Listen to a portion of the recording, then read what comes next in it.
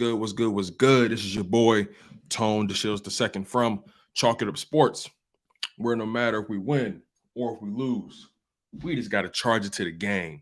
And I appreciate you guys always for locking in on the content. Make sure you guys smash that like button first and foremost. I would appreciate all that love, all the support that you guys always feed me. And feed me rappers and feed me beats. If y'all know that verse from Lil Wayne, I appreciate y'all for always knowing y'all rap history. So yeah, you guys, the football world has been at a standstill, really.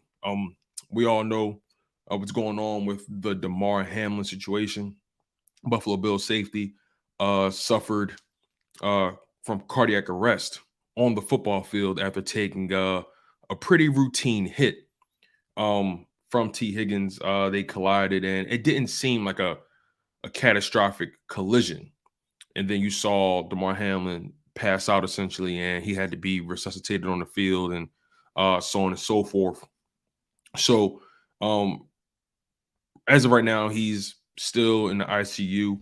The latest updates are, he's still sedated, and on top of that, they said his breathing has improved. He's beginning to breathe a little stronger, a little bit better on his own.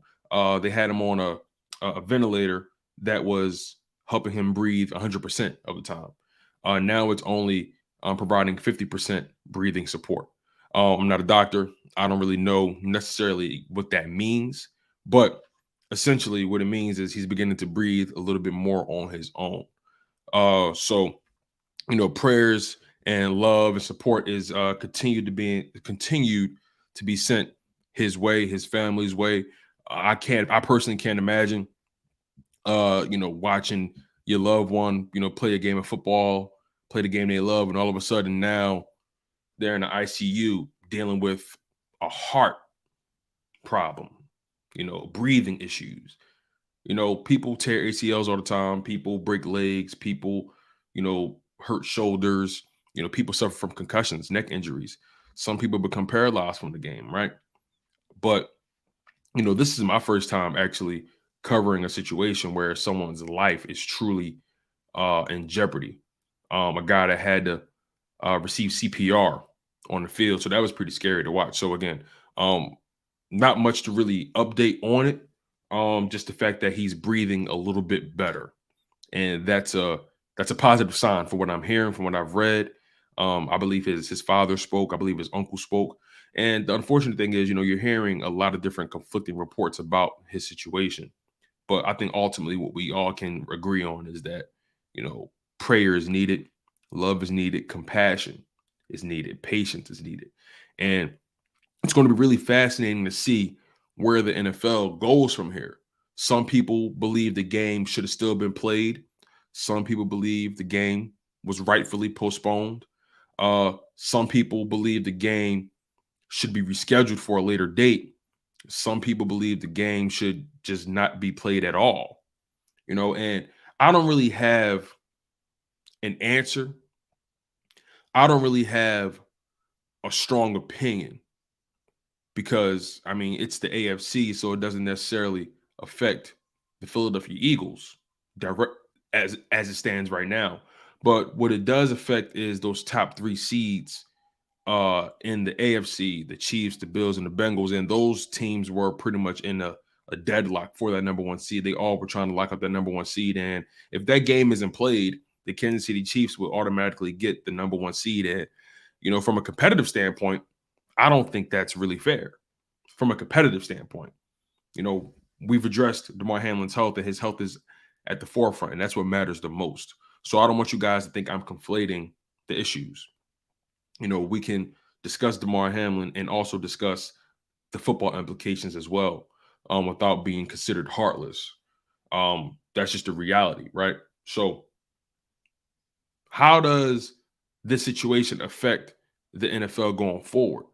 How will the NFL respond to criticism, controversy? How will scheduling be affected because of this situation? Some people believe they should just throw the game in somewhere, mix it in somewhere, push things back. There's so much money involved, but money shouldn't be the reason why we make these decisions. It should just be a simple decision. See, maybe I'm just a peon. Maybe I'm just regular Joe Schmo. I don't understand the logistics or the complications of just playing the game at a later date or pushing some things back. Maybe I don't understand or respect the game enough in terms of the business dealings that's made when it comes to TV contracts and so on and so forth. Maybe I'm just not in tune with the business side of it. I'm not the most business savvy. I'm not shrewd like that. You know what I mean? Some people are great salesmen. They love the intricacies of business dealings and how all that kind of stuff works. That kind of stuff bores me a little bit. Not to say I'm completely resistant to business and making the right decisions, but maybe I don't know enough about where the money is going and where the money is coming from. It's a simple decision to me. But maybe that's why I don't get paid to make those kind of decisions. It's just as simple as that. But let's talk to the people real quick. My man Jinx Wolf, what's going on? How you feeling, my guy? Quezzy the Great, Philly the podcast. I appreciate y'all for locking in on the show. Means a lot to me. I don't take it for granted. Did I see if Hurts was a full participant today? I know it was a walkthrough. That I'm not sure, Castro. I'm not sure. I want to do my due diligence on that. I want to make sure I know exactly what I'm talking about because I'm not entirely sure if he was a full participant or not. But I think in terms of Jalen Hurts' availability to play against the Giants, I think he's going to play. I'm going to be honest with you guys. I think he's going to play. I think it's a foregone conclusion. There's no way in my right mind I will feel comfortable sending Gardner Minshew out there one more time. I'm just not comfortable doing that, especially with the number one seed on the line. And we understand what that number one seed means. This team has been getting hurt at the worst possible time. And the Philadelphia Eagles, probably more than any other team in the NFC, need that bye tremendously. That bye has, and I spoke about it yesterday with you guys, that bye is starting to grow more and more valuable as the weeks go. And the Eagles have been playing with their food the past couple weeks. Most notably, the New Orleans Saints. There's no way you walk out of that game without the win. The stakes were high. And Gardner Minshew couldn't get it done. He played terribly. The coaches coached terribly. Overall, just a terrible showing from everyone. Defense started off lackluster, but they got it back on track. What's going on, Drew Johnson? I appreciate you for locking in, my man, as always.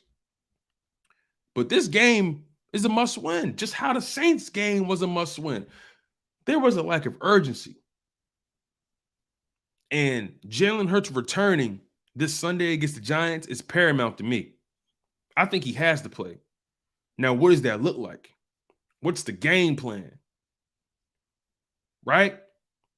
Well, Nick Sirianni and Shane Steichen and Kevin Patullo and Brian Johnson and Jeff Stoutland, will they be able to come up with a game plan that gets them the W efficiently and safely? Now, I'm not one to change the way we've been doing things.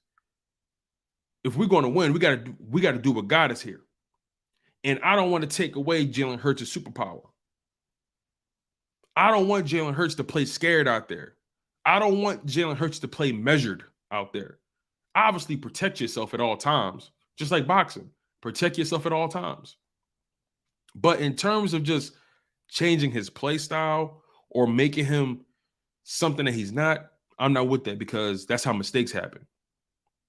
That's how mistakes happen. And Jinx, you're absolutely right. We could have been resting guys at this point. We could have been resting guys 2 weeks ago. You feel what I'm saying? If we took care of business, maybe Josh Sweat wouldn't have got hurt in the Saints game. If we took care of business the way we were supposed to, maybe Lane Johnson doesn't overexert himself in that Cowboys game. You dig what I'm saying? If we take care of business the right way, maybe Jalen Hurts doesn't get hurt. There's a lot of what ifs. And we can't really focus on the what ifs. We got to focus on what we know. And what we know is that the Philadelphia Eagles are in a must-win situation. They're in the playoffs. They're going to get into the playoffs. But there's a big difference between the 1 seed and the 5th seed. And the last thing the Philadelphia Eagles want to be known as are choke artists. We don't want to be known. We don't want to be looked at like Dallas as a team that chokes when it matters the most.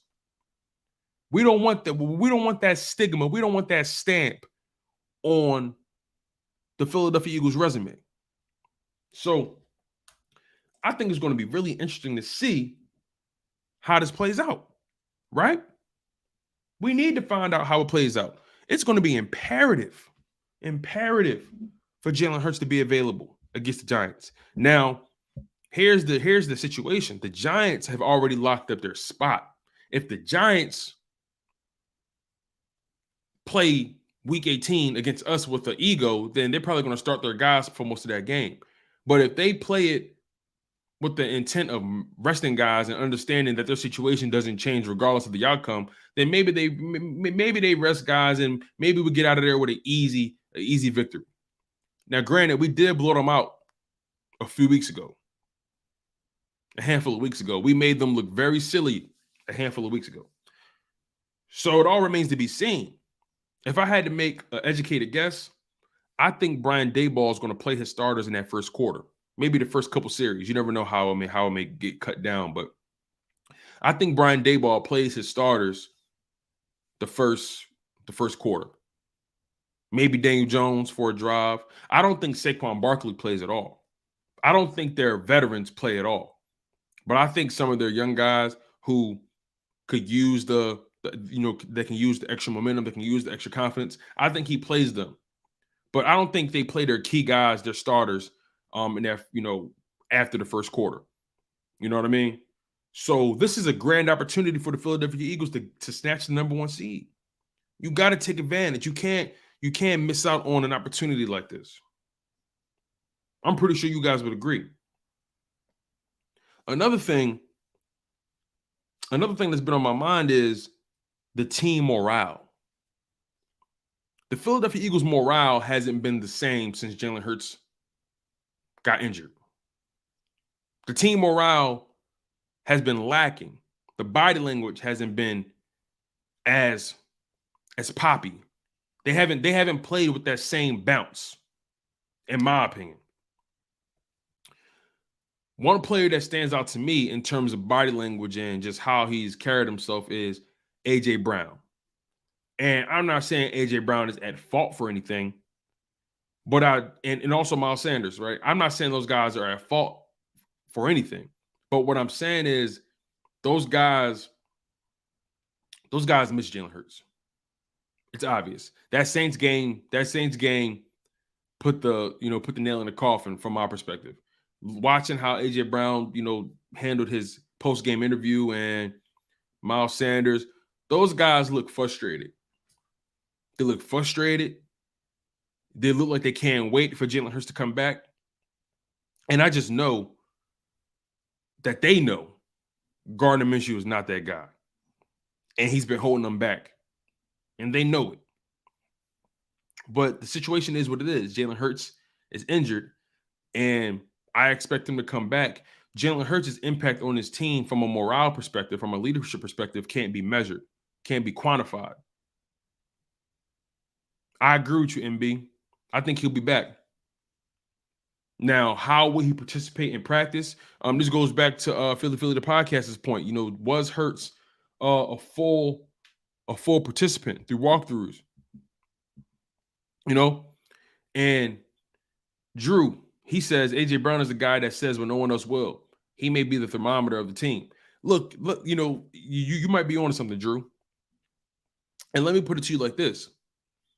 I feel like people forget that wide receivers and cornerbacks, those two positions are the most egotistical positions on the field. Those two positions are arguably the most cocky positions. Now, I'm not saying every wide receiver is cocky. I'm not saying every cornerback is cocky, right? But there's a certain level of juice. There's a certain level of swag. There's a certain level of confidence required to play the wide receiver position and to play the cornerback position. You have to have a certain level of confidence. You have to have a certain level of arrogance to play that position. You will not be a successful wide receiver.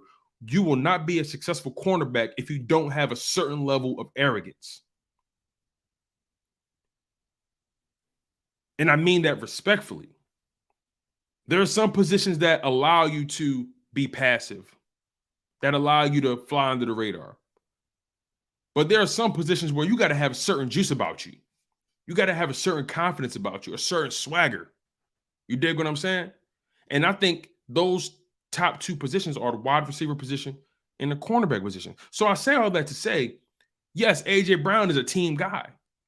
A.J. Brown is a guy who's not going to rock the boat. But everybody get frustrated after a while.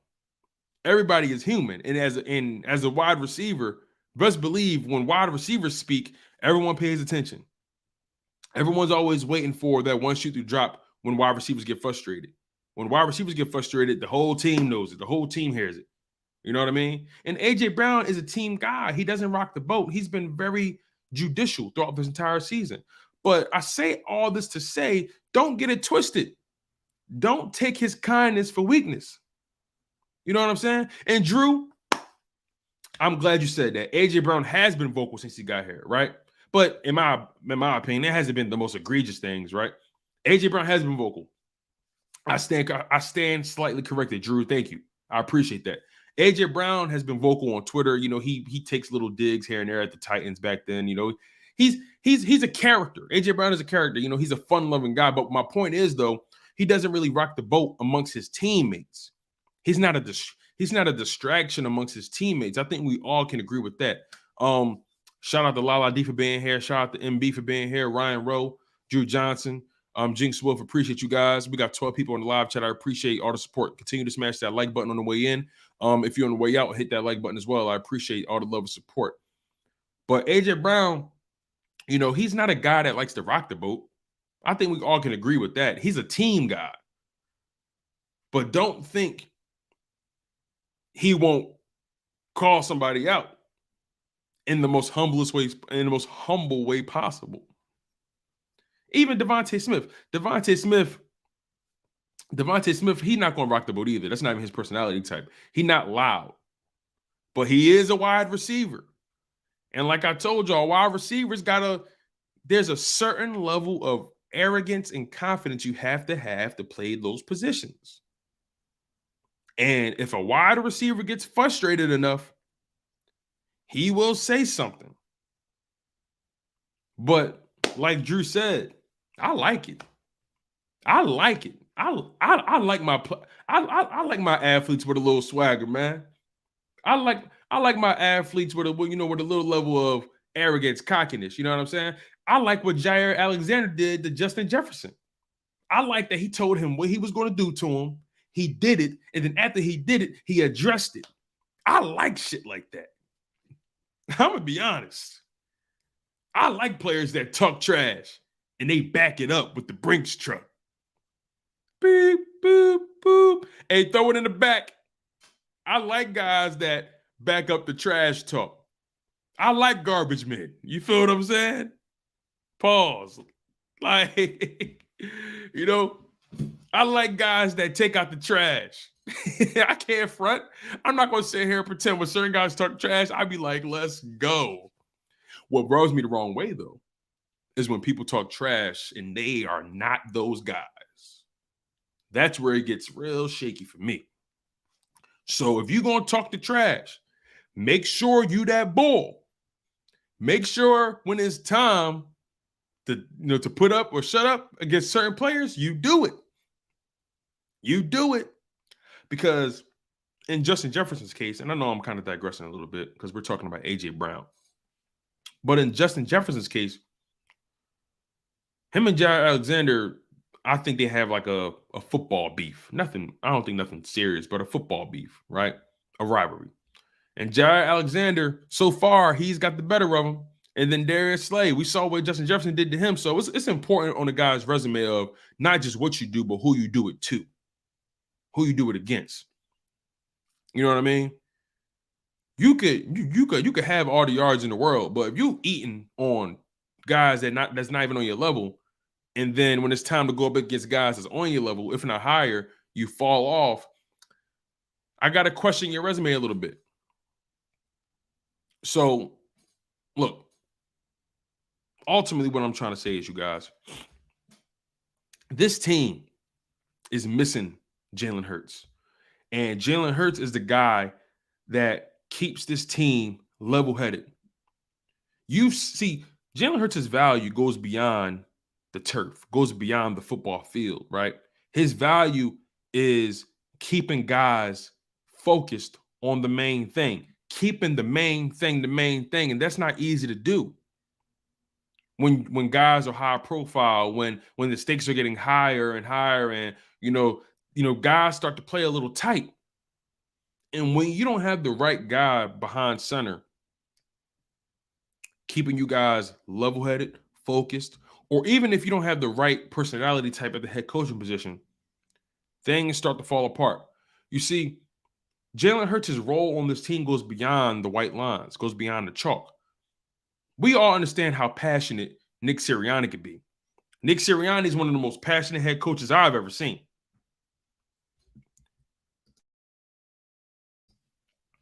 He's one of the most passionate head coaches I've had the pleasure of experiencing. And we see how passionate he gets when it's something he cares about. We see how passionate he gets when things don't really go his way. Nick Sirianni is an emotional individual. I think we all can attest to that. But we can all make the argument.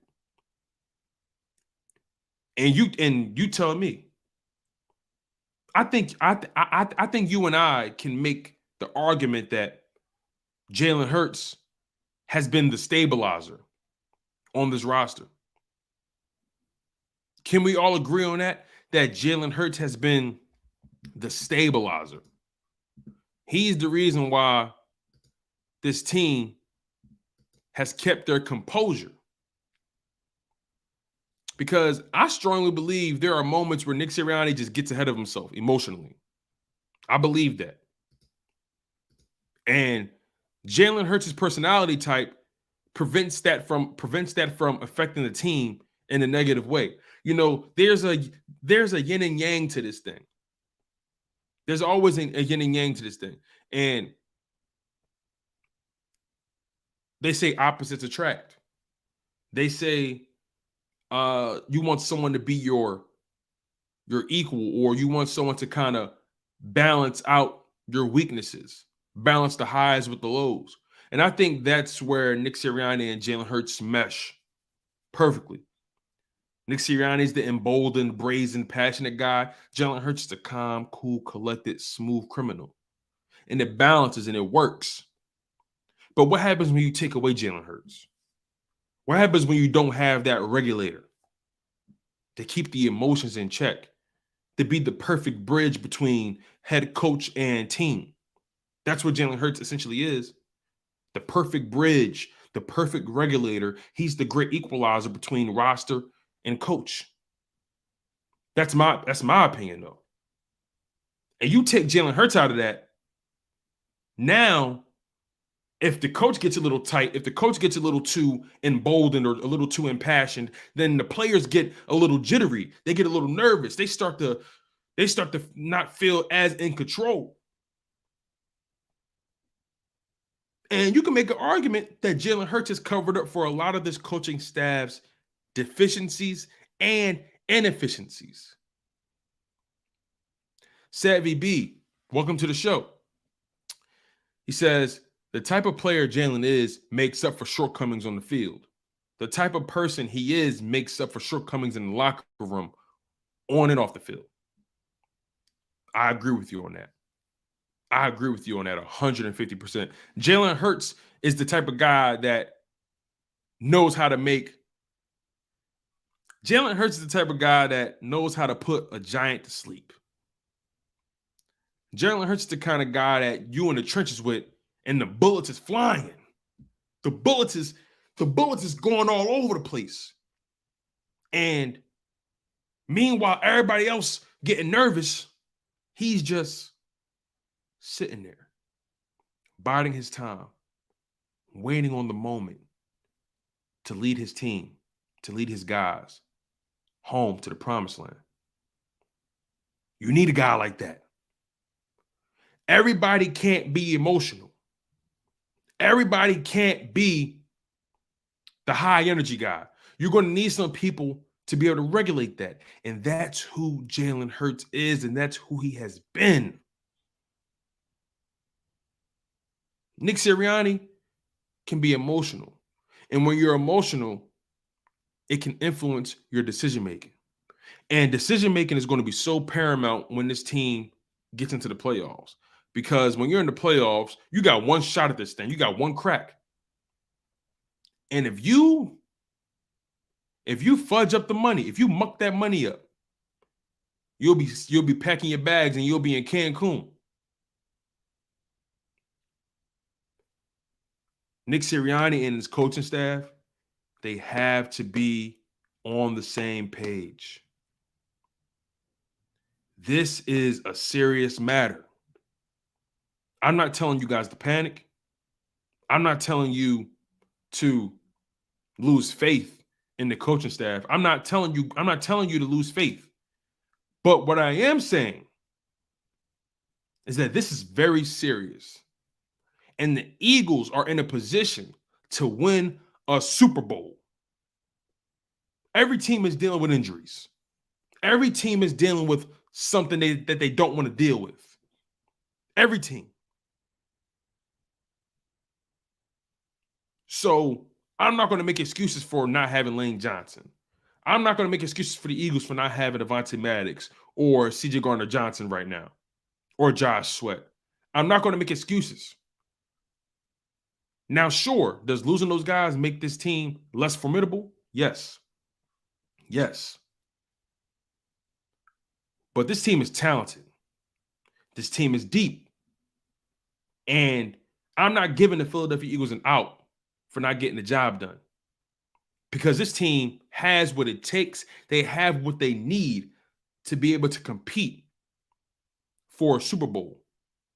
And it begins and ends at the quarterback position and the coaching staff. You see, I trust Jalen Hurts to make the right decisions, but the coaching staff, they still have a lot to prove to me. I know you agree. This coaching staff still needs to show that they can maintain in the playoffs and push all the right buttons at the right time.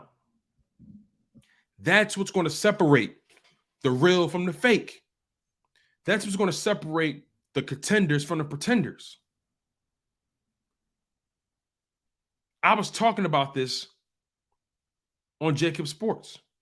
This is not about talent. If the Eagles want to be successful, look, let me put it to you this way. There have been plenty of years where we've questioned the Eagles' talent level. Can they compete with these guys? Can they run with the teams like the Chiefs or the Bills? Or, do they have the talent? Do they have enough in the tank? Do they have enough bullets in the gun? We've questioned that. But now we're at a point where talent is not the conversation anymore.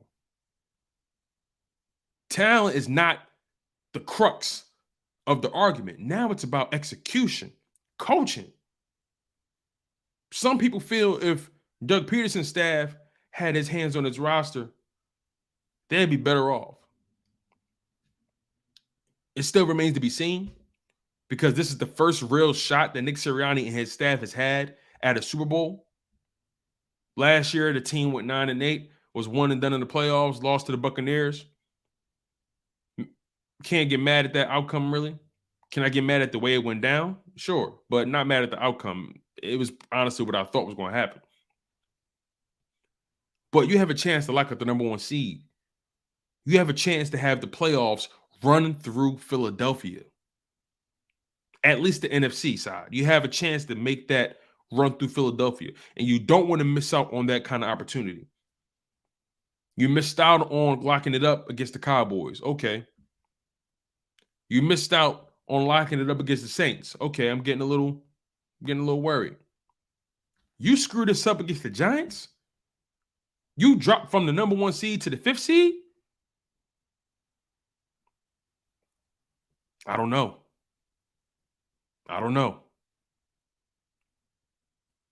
But we aren't there yet. We're at a point now where they got a chance to lock up the number 1 seed, and they better get it done. Jalen Hurts is supposed to come back.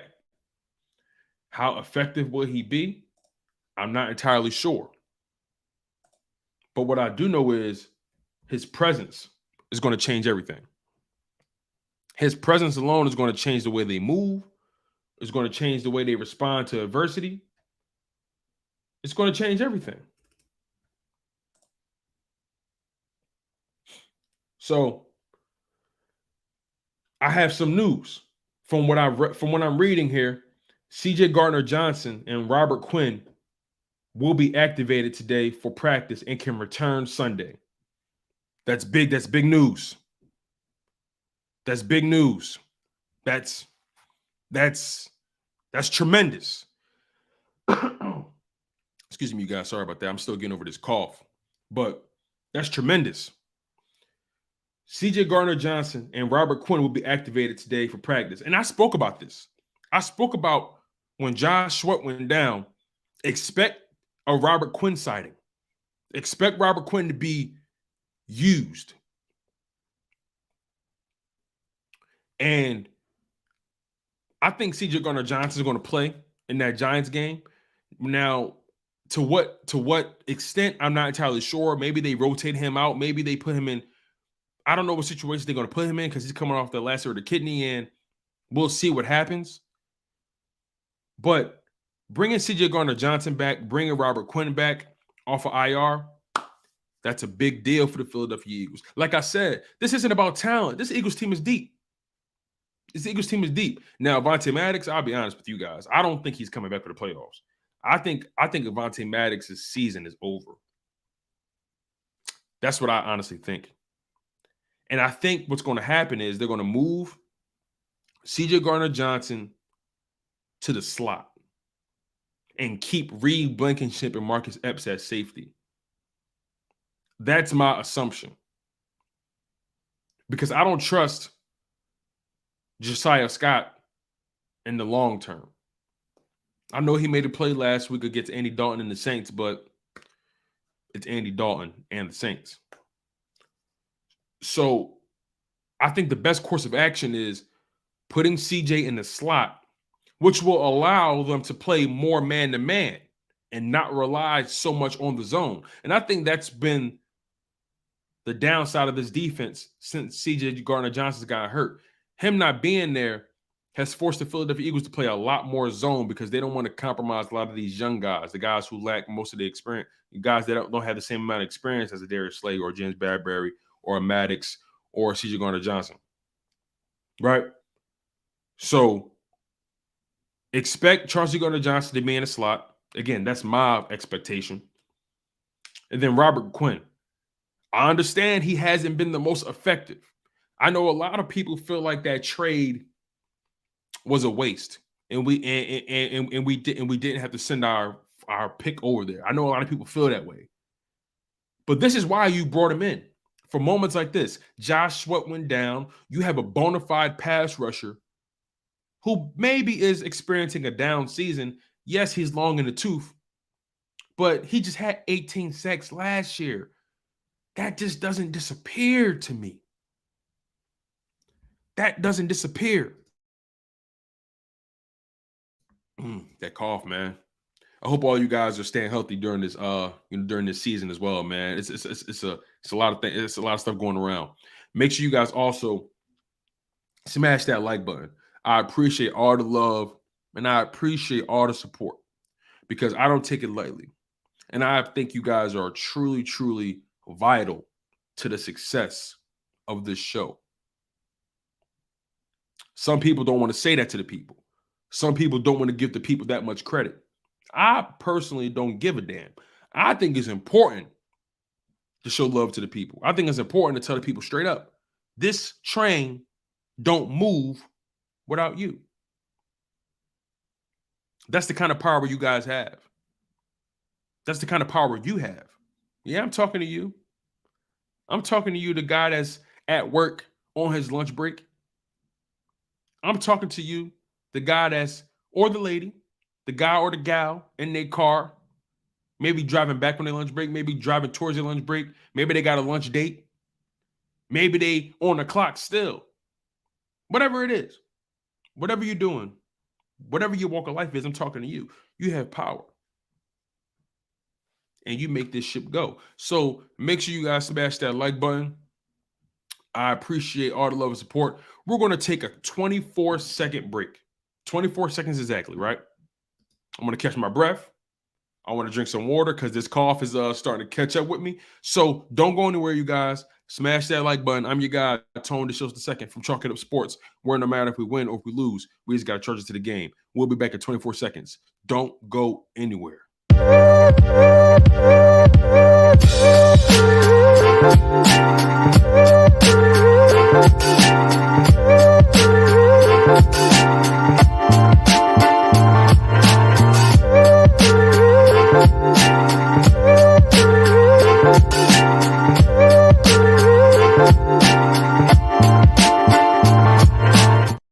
Boom! What's good? We back again. This is your guy, Tone DeShields II from Chalk It Up Sports, where no matter if we win or if we lose, we just got to charge it to the game. So, like I said before the break, Chauncey Gardner-Johnson, his 21-day practice window has been activated. Same thing with Robert Quinn. They're going to be practicing this week. They are available to play, or will be available to play this Sunday against the Giants. Also, by way of Dave Spadaro, he says, and he tweeted this, by the way, Josh Sweat is with the team at the NovaCare complex. Nick Sirianni says Sweat is day by day. The team is hopeful to get Maddox back for the playoffs. Practice window open for safety CJ Gardner-Johnson and defensive end Robert Quinn. So maybe Maddox can return to the playoffs. They're hopeful. That doesn't make it necessarily a guarantee. That doesn't make it necessarily a guarantee that Avonte Maddox will be back. But if this team can get that bye and everyone gets healthy at the right time, and no one's going to be 100%, right? This is the NFL. No one is 100% at this point in the season. But if you can get damn near close, that changes everything. And then Robert Quinn, even though he's been on IR, he's rested. He got a lot of juice left in the tank. And I think that's what that was. I think they put him on IR. I don't think nothing was really wrong with that knee. And if it was, it was. But I don't think it was to the point where it was an IR situation. I think they put him on IR to stash him on the roster so they wouldn't have to drop him to the practice squad. You don't do that with a veteran like that. You don't do that with a guy with that level of pedigree. You stash him on the roster on IR. You let him rest. You let him recharge his batteries, get his mind right. Let him get acclimated with the playbook more and more. And then at that point, you unleash him in the playoffs. All you need is about three. All you need is 3 solid performances. That's all you need. This Eagles pass rush is getting hot at the perfect time. Wouldn't you agree? Why did we win the Super Bowl? Because we had a ferocious pass rush when it mattered the most. Brandon Graham came through with the strip sack on Tom Brady. Your pass rush is going to be vital in the playoffs when you're going up against these top-tier quarterbacks. And your DB is going to have to play lockdown. This is, I understand it's easy to be upset about things. I understand that it's easy to overreact, but I take this seriously. I take preparation seriously, and I think the Eagles need to take the situation seriously. They got to take care of business against the New York Giants. They have to. Drew Johnson says, never cease. The difference is consistency. I dig that, man. Lala D. If we do that, all the choke season things we say about the Cowboys have to cease for a while. Yeah, man. If we choke this away, if we drop the ball, because the NFC East has been in our back pocket all year long, but if we drop the ball, man, oh man, I don't know if we'll be able to live it down.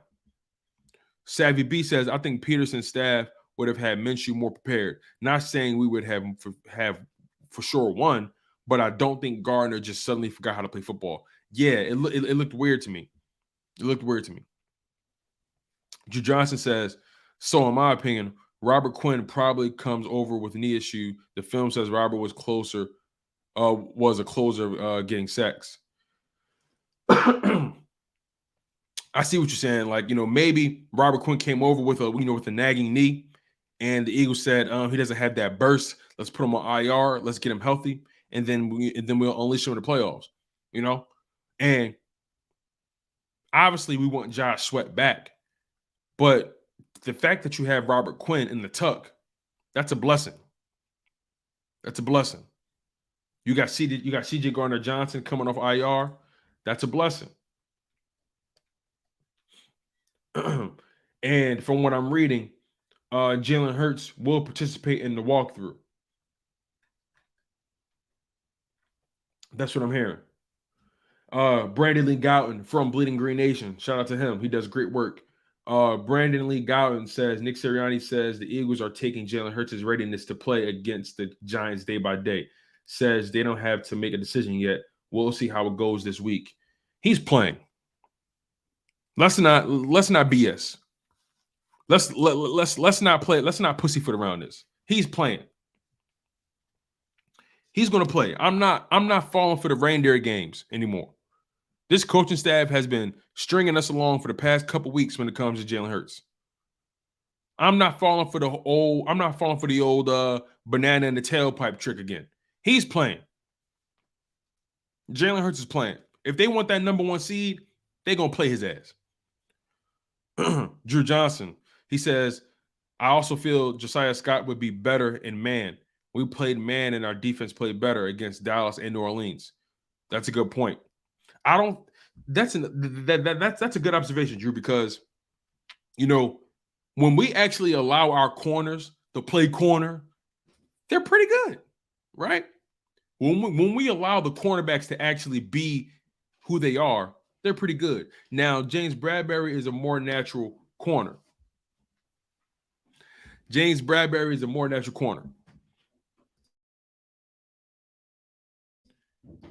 more natural zone guy. That's more so his thing.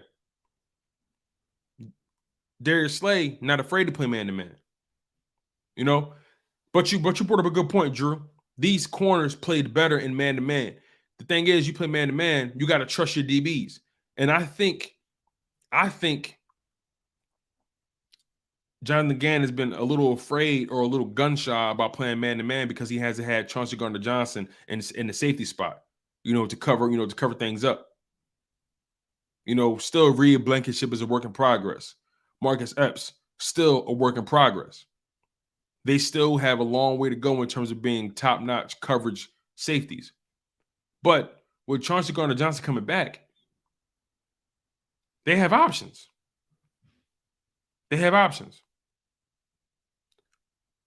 So, Josiah Scott did make a nice play, and I don't want to take that away from him.